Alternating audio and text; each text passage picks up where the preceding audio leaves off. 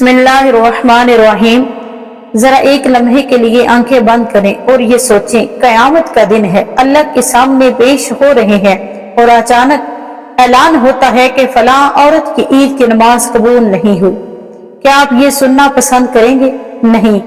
تو پھر آئیے آج ہم جانتے ہیں وہ 5 بڑی غلطیاں جو ہماری عبادت کو ضائع کر دیتی ہے، اور ان 5 غلطیوں کی وجہ سے ہماری عید کی نماز قبول نہیں ہوتی اور پورے رمضان کا اجر بھی ضائع ہو جاتا ہے۔ تو رمضان کے اس مبارک مہینے میں ہم بخشش سے محروم ہو جاتی ہیں اور ہمیں خبر تک نہیں ہوتی کہ ہماری عبادت اور پورے رمضان کا اجر بھی ضائع کیسے ہو گیا اور ہماری عید کی نماز بھی قبول کیوں نہیں ہوئی اور ان سے کیسے بچنا ہے۔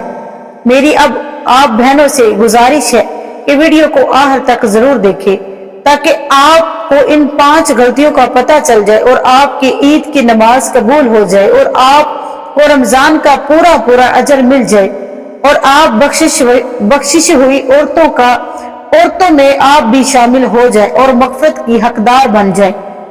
تو آئیے میں آپ کو بتاتی ہوں وہ 5 عورتیں کون سی ہیں۔ نمبر 1، نیت خراب، دکھاوا اور فحشن۔ میری پیاری اسلامی بہنوں، نیت وہ چیز ہے جو ایک عام عمل کو بھی عبادت بنا سکتی ہے، اور وہی نیت اگر خراب ہو جائے تو سب کچھ ضائع بھی کر سکتی ہے۔ آج کے دور میں سب سے بڑا مسئلہ یہی ہے کہ ہم عبادت تو کرتے ہیں لیکن نیت اللہ کے لیے خاص نہیں ہوتی۔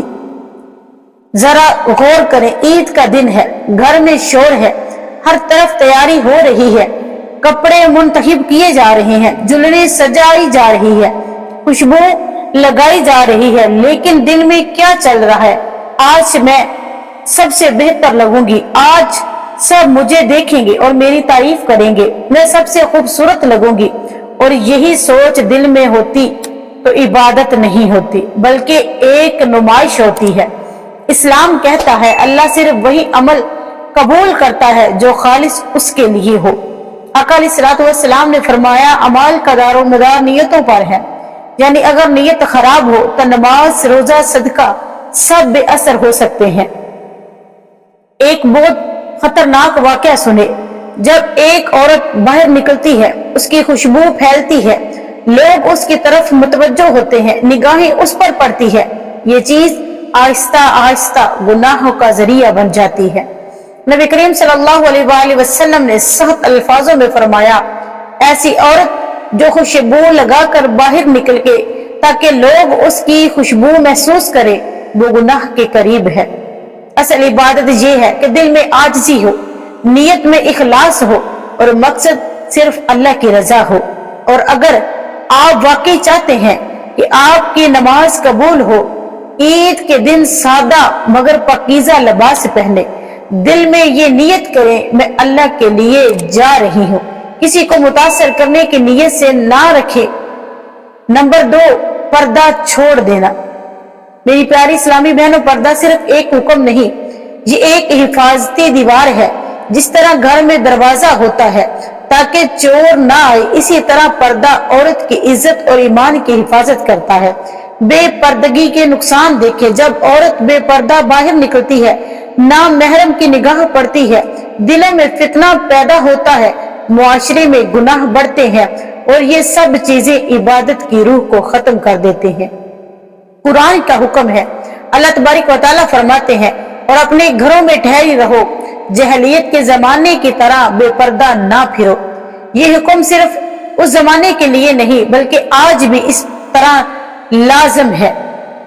شیطان ہمیشہ چاہتا ہے کہ انسان گناہ میں پڑے، اور اس کا سب سے آسان راستہ کیا ہے؟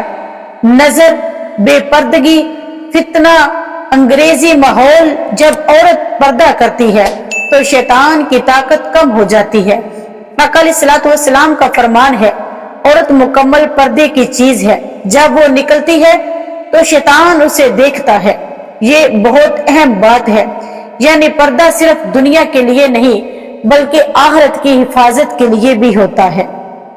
حضرت رابعہ بصری، میں ایک آپ کو ایسا واقعہ سناتی ہوں جو اخلاص کی سب سے بڑی مثال ہے۔ حضرت رابعہ بصری ایک بہت بڑی वली अल्लाह थी, अल्लाह की महबूब बंदी थी। उनकी जिंदगी इबादत, ज़ाहिद और अल्लाह की मोहब्बत से भरी हुई थी। ईद का दिन, एक बार ईद का दिन आया, लोग खुश थे, घर सजे हुए थे, हर तरफ खुशी का माहौल था। हजरत राबिया बसरी भी नमाज पढ़कर घर वापस आई। एक शख्स ने उनसे पूछा, आज आपने ईद की नमाज पढ़कर क्या दुआ की? जवाब हैरान कुन सुनी। उन्होंने जवाब दिया कि मैंने अल्लाह से सिर्फ ये दुआ की है कि वो मेरी नमाज कबूल फरमा ले। ये सुनकर इंसान हैरान रह जाता है। हमारी सोच और उनकी सोच। आज हम क्या करते हैं? नए कपड़े, दुनियावी ख्वाहिशात, बड़ी बड़ी दुआएं, और उनकी दुआ क्या थी कि या अल्लाह मेरी इबादत को कबूल फरमा। हजरत राबिया बसरी कहती थी, अगर मेरी नमाज कबूल हो गई तो मेरी ईद कामयाब है और मेरी आखिरत भी कामयाब है। इस वाक्य से हमें सबक यही मिलता है कि पता चलता है असल चीज कबूलियत है, ना कि ज्यादा अमल बल्कि इखलास है, ताकि दिल को झंझोड़ने वाली बात है। सोचें, अगर हमने 5 नमाजें पढ़ ली, रोजे रख लिए, सदका दे दिया, लेकिन नीयत दुरुस्त ना थी तो क्या फायदा। नंबर 3, गीबत, चुगली और दिलों को जख्मी करना। मेरी प्यारी इस्लामी बहनों, ये वो गुनाह है जो बहुत हल्का लगता है, लेकिन हकीकत में ये बहुत बड़ी खतरनाक है। ईद के दिन यानी कि ईद के बाद का माहौल सोचे। आपने ईद की नमाज पढ़ी, दिल खुश है, अल्लाह के सामने खड़ी हुई, लेकिन जैसे ही बाहर आई, किसी के लिबास पर तबसरे, किसी के चेहरे पर तनकीद, किसी की जिंदगी का मजाक, यही गीबत और चुगली है। नबी करीम सल्लल्लाहु अलैहि वसल्लम ने फरमाया, गीबत ये है कि तुम अपने भाई का वो जिक्र करो जो उसे नापसंद हो। कुरान का सख्त हुक्म है। अल्लाह तबारक व तआला फरमाते हैं, और तुम में से कोई किसी की गीबत ना करे, क्या तुम में से कोई पसंद करेगा कि वो अपने मुर्दा भाई का गोश्त खाए? ये मिसाल सुनकर दिल कांप जाता है। गीबत क्यों इतनी खतरनाक है? ये दिलों को तोड़ती है, रिश्तों को खराब करती है, नेकियों को जाया करती है। गीबत करने वाला उस वक्त तक माफ नहीं होगा जब तक जिसकी गीबत की है वो माफ ना कर दे। मेरी प्यारी इस्लामी बहनों, आज से ही अहद करें, किसी के बारे में बुरा नहीं बोलेंगे, किसी की खामी को नहीं सबके सामने निकालेंगे, जबान को काबू में रखेंगे। और नंबर 4, नमाज का सही तरीका ना जानना। इबादत सिर्फ करने का नाम नहीं मेरी प्यारी इस्लामी बहनों, बल्कि सही तरीके से करने का नाम है। आज बहुत बड़ी गलती है। आज बहुत सी औरतें नमाज पढ़ती हैं लेकिन सीखती नहीं, सिर्फ इबादत से पढ़ती हैं। ये बहुत बड़ी कमी है। नबी करीम सल्लल्लाहु अलैहि वसल्लम ने फरमाया, नमाज इस तरह पढ़ो जैसे तुम मुझे पढ़ते हुए देखते हो।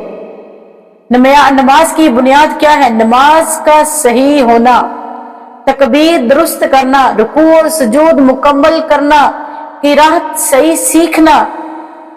एक हकीकत है कि अगर नमाज सही नहीं हुई, पूरी इबादत मुतासर हो सकती है।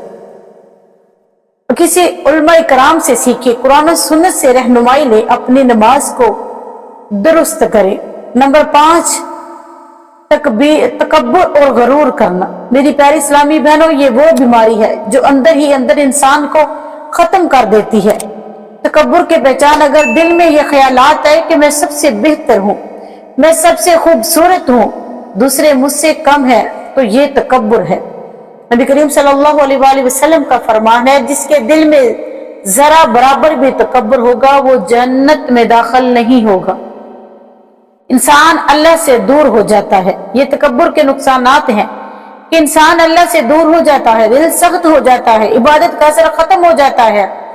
अमली नसीहत, मेरी इस्लामी बहनों, आजिज़ी अख्तियार करें, सबको इज्जत दें, अल्लाह की नेमतों पर शुक्र अदा करें। मेरी प्यारी इस्लामों, अब एक ऐसा वाक्य मैं आपको सुनाती हूँ जो दिल को झंझोड़ देगा। एक खूबसूरत और गरूर किसी एक औरत थी जो बहुत खूबसूरत थी और मगर उसमें गरूर बहुत था। अपनी शक्ल पर नाज करती थी, दूसरों को कम समझती थी, हर वक्त गरूर में रहती थी। वो समझती थी कि मैं सबसे बेहतर हूँ।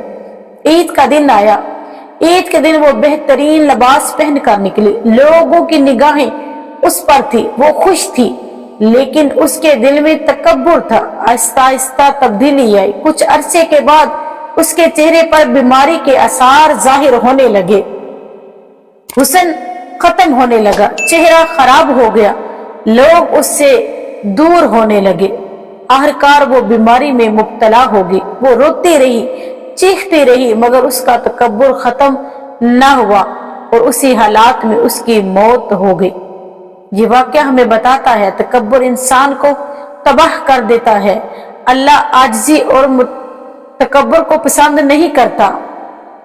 اللہ تعالیٰ عاجزی کو پسند کرتا ہے، تکبر والے انسان کو نہیں پسند کرتا۔ میری پیاری اسلامی بہنوں، اگر ہم چاہتے ہیں کہ ہماری عید کی نماز قبول ہو، ہماری عبادت قبول ہو، ہماری آخرت کامیاب ہو، تو ہمیں یہ 5 چیزیں چھوڑنی ہوگی: دھوکہ اور فخر، بے پردگی، غیبت، نماز کا صحیح طریقہ نہ جاننا، تکبر اور غرور۔